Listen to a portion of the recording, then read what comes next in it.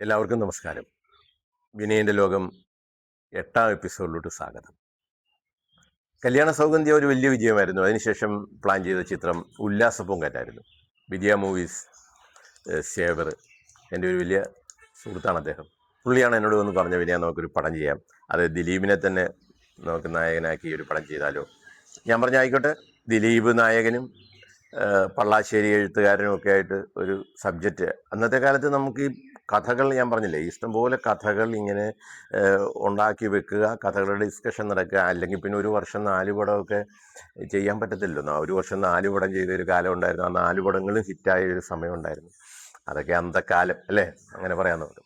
അങ്ങനെ വിജയ മൂവീസിന് വേണ്ടിയിട്ട് ഞങ്ങളൊരു ഫിലിം പ്ലാൻ ചെയ്തു. പള്ളാശ്ശേരി നമ്മുടെ ഷീലാമ്മയുടെ ഒരു ഫ്ലാറ്റുണ്ട് ഊട്ടിയിൽ, അവിടെ നിന്നാണത് എഴുതിയത്. അതിൻ്റെ മ്യൂസിക് ബേണി ഇഗ്നേഷ്യസ് ആയിരുന്നു. നല്ല പാട്ടുകളുണ്ടായിരുന്നു. കിന്നാരക്ക, കാത്തിക്കിളി എന്നൊക്കെ പറഞ്ഞിട്ട് മോഹിനിയായിരുന്നു അതിനകത്ത് നായിക. അതിനകത്തും ഒരു പറ്റം ആർട്ടിസ്റ്റുകളുണ്ടായിരുന്നു. ജഗതി ചേട്ടനും തിലകൻ ചേട്ടനും ഒക്കെ. പിന്നെ നമ്മുടെ മേഘനാഥനായിരുന്നു അതിനകത്ത് മെയിൻ വില്ലൻ. ദിനേശ് ബാബു ആയിരുന്നു ആ ചിത്രത്തിൻ്റെ ക്യാമറാമാന്.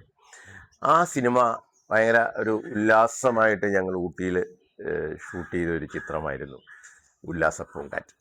ഉല്ലാസപ്പൂങ്കാറ്റ് കുഴപ്പമില്ലാതെ പോയൊരു പടമാണ്. അന്നൊരു രസകരമായ അതിൻ്റെ ഫ്രെയിമിങ്ങും അതിൻ്റെ ഒരു അതിലെ പാട്ടുകളും ഒക്കെ ഭയങ്കര ചർച്ചയായ പടമാണ്. അതിനുശേഷം പ്ലാൻ ചെയ്ത പടമായിരുന്നു അനുരാഗ് കൊട്ടാരം. അനുരാഗ് കൊട്ടാരം ഇതുപോലെ ദിലീപ് നായകൻ. അന്ന് ദിലീപിനെ നായകനാക്കി ഞാൻ എൻ്റെ തുടർച്ചയായിട്ട് 6-7 സിനിമ ചെയ്തു. കാരണം എനിക്ക് വളരെ കംഫർട്ടബിൾ ആയിട്ടുള്ള ഒരു നായകനായിരുന്നു, വളരെ ഫ്ലെക്സിബിൾ ആയിട്ടുള്ള. അന്ന് ഞാൻ ദിലീപിൻ്റെ അടുത്ത് പറയുമായിരുന്നു, നിനക്ക് ലാലിനെ പോലെ ഫ്ലെക്സിബിളായിട്ട് ഉള്ള കഥാപാത്രങ്ങൾ ധാരാളം ചെയ്യാൻ പറ്റും. ഒരു നമ്മുടെ അയൽവീട്ടിലെ പയ്യൻ എന്ന് പറയുന്ന ഒരു ഫീലിംഗ് ദിലീപിനുണ്ടായിരുന്നു.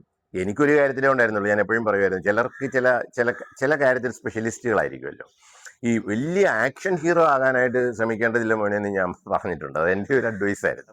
അതിലും നല്ല ദിലീപിന് അത്തരം ഹ്യൂമർ ക്യാരക്ടറായിരുന്നു. അതുപോലെ മണിയോടും ഞാൻ പറഞ്ഞിട്ടുണ്ട്. മണിയെ വെച്ചിട്ട് ഈ വാസന്തി ലക്ഷ്മിയോ കരിമാടിക്കുട്ടനോ അല്ലെങ്കിൽ രാക്ഷസ രാജാവിലെ വില്ലനോ ഒക്കെ ചെയ്ത് മണി കയ്യടി മേടിക്കുമ്പോൾ ഞാൻ പറഞ്ഞു, നീ ഭയങ്കരമായിട്ട് ഇംഗ്ലീഷ് പറയാനും വലിയ IPS ഓഫീസർ ആകാനും ഒക്കെ അങ്ങനെയുള്ള ക്യാരക്ടർ ചെയ്താൽ ചിലപ്പം അത് ഇവിടെ കിട്ടുന്ന മാർക്ക് കിട്ടത്തില്ല മണി എന്ന് പറഞ്ഞിരുന്നു. അപ്പോൾ അന്ന് നമ്മുടെ സിനിമാ ലോകമല്ലേ, ഒരാൾ പടം 150 ദിവസം, വാസന്തി 150 ദിവസം ഓടി, കരിമാടിക്കുട്ടൻ 150 ദിവസം ഓടി. പിന്നെ മണിയെ അങ്ങ് പൊക്കിക്കൊണ്ട് നടന്നു. മണിയോട് പറഞ്ഞു, നീ മമ്മൂട്ടിയെ കണക്ക് നീ ഇംഗ്ലീഷ് പറ, നീ മോഹൻലാലിനെ കണക്ക് ഡയലോഗ് പറ എന്നൊക്കെ പറഞ്ഞിട്ട്.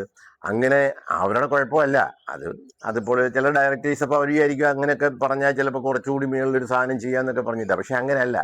ചിലർക്ക് ചില ക്യാരക്ടറുകൾ പറഞ്ഞിട്ടുണ്ട്, ചില ഫ്ലെക്സിബിലിറ്റി ഉള്ള ചില സംഭവങ്ങൾ, അല്ലെങ്കിൽ മണ്ണിൻ്റെ മണമുള്ള മനുഷ്യൻ്റെ നെഞ്ചുരുക്കുന്ന കണ്ണ് നിറയിക്കുന്ന ചില കഥാപാത്രങ്ങളൊക്കെ കലാഭവമണിയെ കഴിഞ്ഞ് ആരുമില്ല എന്ന് വിശ്വസിക്കുന്ന ആളാണ് ഞാൻ. നമ്മളെ ഇരുത്തി കരയിക്കുക, അതിൻ്റെ സത്യസന്ധമായ ആ ഒരു ക്യാരക്ടറുടെ ആത്മാവ് അറിയാൻ അയാൾക്ക് പറ്റുമായിരുന്നു. അതുപോലെ തന്നെയായിരുന്നു ഞാൻ ദിലീപിനെ കണ്ടിരുന്നു. ദിലീപ് ചില ഹ്യൂമർ ക്യാരക്ടറൊക്കെ അയാൾ ചെയ്യുന്നതിൻ്റെ ഒരു പ്രത്യേകത മറ്റാർക്കും കിട്ടിയിരുന്നില്ല. അതുകൊണ്ടാണ് 6-7 പടം ദിലീപിനെ നായകനാക്കി ചെയ്തത്. അനുരാഗ് കൊട്ടാരത്തിൽ ഏറ്റവും പ്രധാനമായിട്ട് ജനത്തെ ചിരിപ്പിച്ചത് ജഗതി ചേട്ടനായിരുന്നു. ചാൾസ് ശോഭരാജ് എന്ന് പറയുന്ന 2 കള്ളന്മാരുടെ കഥയായിരുന്നല്ലോ അനുരാഗ് കൊട്ടാരം. അത് ഇളയരാജ സാറായിരുന്നു അതിൻ്റെ മ്യൂസിക് ചെയ്തത്. അതിമനോഹരമായ പാട്ടുണ്ടായിരുന്നു. സുവലക്ഷ്മി ആയിരുന്നു അതിനകത്തെ നായിക. വേണുഗോപാൽ ആയിരുന്നു അതിൻ്റെ ക്യാമറാമാന്. നമ്മുടെ രാമകൃഷ്ണൻ ആയിരുന്നു അതിൻ്റെ പ്രൊഡ്യൂസേഴ്സ്. അതിന് ജെമിനി ലാബും അതിൻ്റെ സപ്പോർട്ടുണ്ടായിരുന്നു എന്ന് തോന്നുന്നു. അനുരാഗ് കൊട്ടാരം ഞങ്ങൾ കൊടൈക്കനാലിൽ വെച്ചിട്ടായിരുന്നു ഷൂട്ട് ചെയ്തത്. രഞ്ജിത്തായിരുന്നു അതിൻ്റെയും കോർഡിനേറ്റർ. ഈ നമ്മുടെ AK സാജൻ, AK സന്തോഷ് ആയിരുന്നു അതിൻ്റെ സ്ക്രിപ്റ്റിൻ്റെ കൂടെ. അക്കാര്യത്തിൽ അവരുടെ സഹായം വളരെ വലുതായിരുന്നു. ഷിജു ആയിരുന്നു അനുരാഗ് കൊട്ടാരത്തിലെ മെയിൻ വില്ലനായിട്ട് ചെയ്തത്. അനുരാഗ് കൊട്ടാരത്തിൻ്റെ ഒരു മെയിൻ സംഭവം എന്ന് പറഞ്ഞാൽ അതൊരു കെട്ടഴിച്ചു വിട്ട ഹ്യൂമർ എന്ന് പറയായിരുന്നു. അന്നത്തെ കാലത്ത് കൊച്ചിനനീഫിക്കൊക്കെ ചെയ്ത ക്യാരക്ടർ ഭയങ്കരമായിട്ട് ജനങ്ങളെ ചിരിപ്പിച്ചിരുന്നു. അനുരാഗ് കൊട്ടാരത്തിന് ശേഷം ഞാൻ ചെയ്ത സിനിമ ഈ പറഞ്ഞ പോലെ എനിക്കൊത്തിരി എൻ്റെ ജീവിതത്തിൽ ഗുണമുണ്ടാക്കുകയും ഒത്തിരി പേരുണ്ടാക്കുകയും എനിക്കൊത്തിരി പൈസ കിട്ടുകയും ഞാൻ തന്നെ പ്രൊഡ്യൂസ് ചെയ്ത ചിത്രമായിരുന്നു അത്. ആകാശഗംഗ. നിങ്ങൾക്കറിയാം, ഒരു ഹൊറർ ചിത്രം എന്നുള്ള നിലയിൽ അതിന് നല്ലൊരു പേര് കേരളത്തിൽ കിട്ടിയിരുന്നു. അതിലും ഞാനൊരു പുതിയ പയ്യനെയാണ് നായകനാക്കി വെച്ചത്. സത്യത്തിൽ അത് കുഞ്ചാക്കോ ബോബനെയായിരുന്നു അന്ന് പ്ലാൻ ചെയ്തിരുന്നത്. അനിയത്തി പ്രാവ് കഴിഞ്ഞ സമയത്തായിരുന്നു. പക്ഷേ അതിൻ്റെ കഥയിലൊരു മുഴുനീള നായക കഥാപാത്രമായിട്ട് ചാക്കോച്ചൻ വരുന്നില്ല എന്നുള്ളത് കൊണ്ടാണ് പിന്നീടത് മാറി റിയാസ് എന്ന് പറയുന്ന ഒരു പുതിയ ആർട്ടിസ്റ്റിലോട്ട് വന്നത്. അന്ന് ആ ചിത്രം പ്രൊഡ്യൂസ് ചെയ്യാനായിട്ട് നിരവധി പ്രൊഡ്യൂസർമാർ വന്നെങ്കിലും എല്ലാവരും ഈ വെള്ള സാരി ഉടുത്ത് യക്ഷിയൊക്കെ അക്കാലത്ത് പോകുമോ, അതൊക്കെ പഴയ സംഭവമല്ലേ എന്നൊക്കെ പറഞ്ഞിട്ട് പലരും ഒഴിഞ്ഞു മാറുകയായിരുന്നു. എനിക്കാണെങ്കിൽ ഈ യക്ഷി എന്നെ ഭയങ്കരമായിട്ട് സഹായിക്കുമെന്നൊരു തോന്നലും ഉണ്ടായിരുന്നു. അതിനിടയിലാണ് ഈ പറയുന്ന ചാക്കോച്ചൻ മാറിയിട്ട് പുതിയ ഒരാളാണ് നായകൻ എന്ന് പറഞ്ഞാൽ അന്ന് എൻ്റെ കൊച്ചു കൊച്ചു പടങ്ങളൊക്കെ എല്ലാം സൂപ്പർ ഹിറ്റായിട്ട് പോകുന്ന സമയമാണ്. റിസ്ക് എടുക്കണോ എന്നൊക്കെ എന്നോട് ചോദിച്ച ഒത്തിരി പേരുണ്ടായിരുന്നു. പക്ഷെ എൻ്റെ മനസ്സിലെന്തോ അത് പണ്ട് തൊട്ടേ ഉള്ളൊരു സ്വഭാവമായിരുന്നു. ഈ എന്തോ നമ്മുടെ മനസ്സിൽ നേരെന്ന് തോന്നുന്നാൽ ഈ ശരിയാകുമെന്ന് തോന്നിക്കഴിഞ്ഞാൽ അതിനുവേണ്ടി മരിച്ചു നിൽക്കുക എന്നുള്ള ഒരവസ്ഥയുണ്ടായിരുന്നു. അങ്ങനെ സത്യം പറഞ്ഞാൽ ആകാശഗംഗ എന്നുള്ള പടം ചെയ്യാനായിട്ടൊരു വലിയ ഫണ്ടൊന്നും ഇല്ലെങ്കിൽ പോലും കയ്യിൽ അത് പ്രൊഡ്യൂസ് ചെയ്യാമെന്നങ്ങ് തീരുമാനിക്കുകയായിരുന്നു. ഞാൻ എൻ്റെ ഇൻ്റർവ്യൂവിലൊക്കെ പറഞ്ഞിട്ടുണ്ട്, ഞാൻ എൻ്റെ വീട് വെക്കാനായിട്ട് ലോണിന് അപേക്ഷിച്ച കാലമായിരുന്നു അത്. ആ ലോൺ പോലും എൻ്റെ ഭാര്യയെ മണിയടിച്ച് അവളോട് സാങ്ഷൻ മേടിച്ച് ഞങ്ങൾ രണ്ടുപേരും കൂടെ ഒപ്പിട്ട് കൊടുത്ത് ആ ലോൺ എടുത്തിട്ട് ആകാശഗംഗ എന്ന് പറയുന്ന ചിത്രം പ്രൊഡ്യൂസ് ചെയ്യാനായിട്ടുള്ള ഫണ്ട് ആദ്യമായിട്ട് ഉണ്ടാക്കിയത് അങ്ങനെയാണ്. അപ്പോൾ എന്നോട് ചോദിച്ചിരുന്നു, ഇത് വലിയ റിസ്ക് അല്ലേ?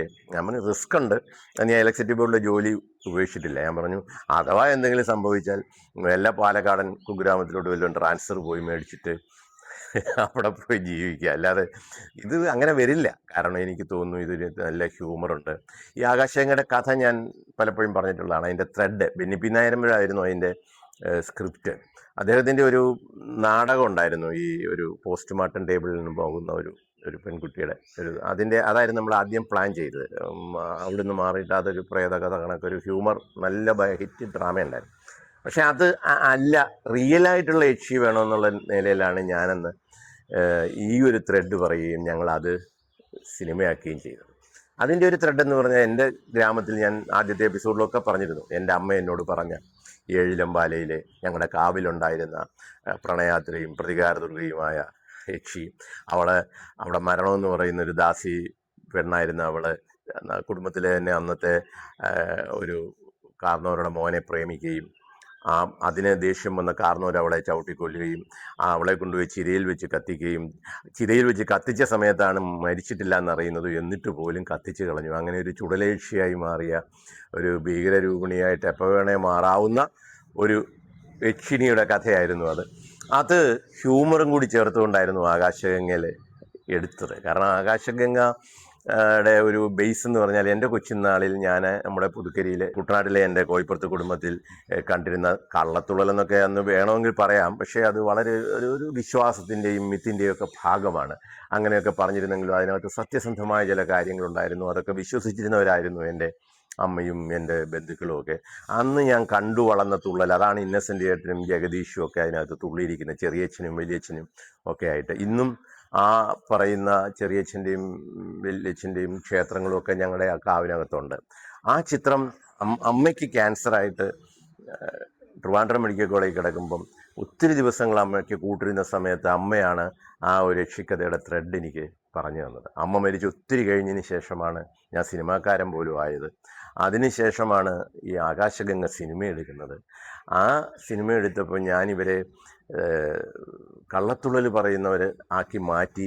അതൊരു അമ്മയ്ക്ക് വളരെ ഫീൽ ചെയ്തു എന്നുള്ളൊരു തോന്നൽ എനിക്കുണ്ടായി. അതിൽ നിന്നാണ് ഒത്തിരി വിജയം നേടിയ ആ സിനിമയ്ക്ക് ശേഷം ഞാൻ 2002 പുതുക്കരിയിൽ ഈ കോയിപ്പുറത്ത് കാവിലൊരു ക്ഷേത്രം പണിയുകയുണ്ടായി. ഒരു പഴയ ക്ഷേത്രം ഉണ്ടായിരുന്നു, അത് ഞങ്ങൾ പുനരുദ്ധരിച്ചു.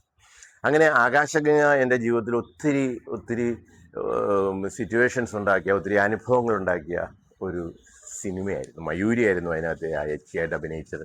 ആ കാലത്തിൽ ആ കുട്ടി മരിച്ചുപോയി. ദിവ്യ ഉണ്ണിയുടെ ഏറ്റവും നല്ല ഒരു കഥാപാത്രം എന്ന് വേണമില്ല ഞാൻ വിശേഷിപ്പിക്കുന്നു ആകാശഗംഗയായിരുന്നു. ദിവ്യ അത് എവിടെയോ പറഞ്ഞിട്ടുണ്ടെന്ന് എനിക്ക് തോന്നുന്നു. ആകാശഗംഗയുടെ മ്യൂസിക്കും ഈ പറയുന്ന ബേണി ഇഗ്നീഷ്യസ് ആയിരുന്നു. പുതുമഴ എന്നൊക്കെയുള്ള അതിമനോഹരമായ പാട്ടുണ്ടായിരുന്നു. അത് രമേശൻ സാറാണ് അതിൻ്റെ വരികൾ എഴുതിയത്.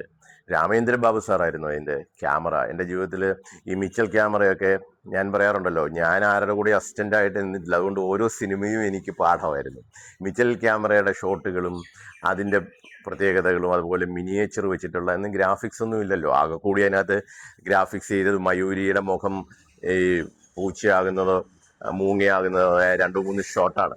അന്ന് ഈ ഗ്രാഫിക്സിന് ഭയങ്കര എക്സ്പെൻസീവാണ് ഈ മോർഫിങ്ങിനൊക്കെ. അപ്പം ഇത്തരം ടെക്നിക്കലായിട്ടുള്ള ചില കാര്യങ്ങൾ, ഈ ക്യാമറയുടെ ചില വശങ്ങളൊക്കെ എനിക്ക് രാമേന്ദ്ര ബാബു സാറിൻ്റെ ഇന്ന് ഭയങ്കരമായിട്ടുള്ള കോൺട്രിബ്യൂഷൻ കിട്ടിയിരുന്നു. ജഗദീഷ് കുമാറിയേട്ടൻ്റെ കോമഡി, അതുപോലെ കൽപ്പനയുടെ വേഷം, ജഗദീഷിൻ്റെ വേഷം, മുകേഷിൻ്റെ വേഷം, കൊച്ചിൻ ഹനീഫ, അങ്ങനെ ഒരു വലിയ താരനിരയുണ്ടായിരുന്നു. ഇന്നസെൻ്റ് ചേട്ടൻ സിനിമയിൽ എനിക്ക് ഭയങ്കരമായിട്ട് എന്നെ സപ്പോർട്ട് ചെയ്തൊരു കഥാപാത്രം ചെയ്തു എന്ന് മാത്രമല്ല, ഞാനിപ്പോഴും ആലോചിക്കുന്നു അതിൻ്റെ പ്രൊഡക്ഷൻ സമയത്തൊക്കെ ഇന്നസെൻ്റ് ചേട്ടൻ ഭയങ്കരമായിട്ട് നിൻ്റെ ടെൻഷൻ ഉണ്ടോന്ന്. കാരണം പുള്ളിയൊക്കെ ജീവിതത്തിൽ പ്രൊഡ്യൂസറൊക്കെ ആയിട്ട് വന്നുകൊണ്ട് എന്നോട് ചോദിക്കുമായിരുന്നു. പിന്നീട് എൻ്റെ വിലക്ക് സമയത്തൊക്കെ പുള്ളി അമ്മയുടെ പ്രസിഡൻ്റായി. അപ്പോൾ എനിക്കെതിരെ നിൽക്കേണ്ടി വന്നു, ഞാൻ പുള്ളിക്കെതിരെ നിന്നൊക്കെ ഉള്ളത് പിന്നെയുള്ളൊരു സിനിമയിലെ പൊളിറ്റിക്സ്, അത്രേ എനിക്ക് പറയാനുള്ളൂ. പക്ഷേ ആ സിനിമയുടെ സമയത്ത് എന്നെ ഒത്തിരിയധികം സഹായിച്ചിരുന്നു ഇന്നസെൻ്റിനെ പോലുള്ളവർ.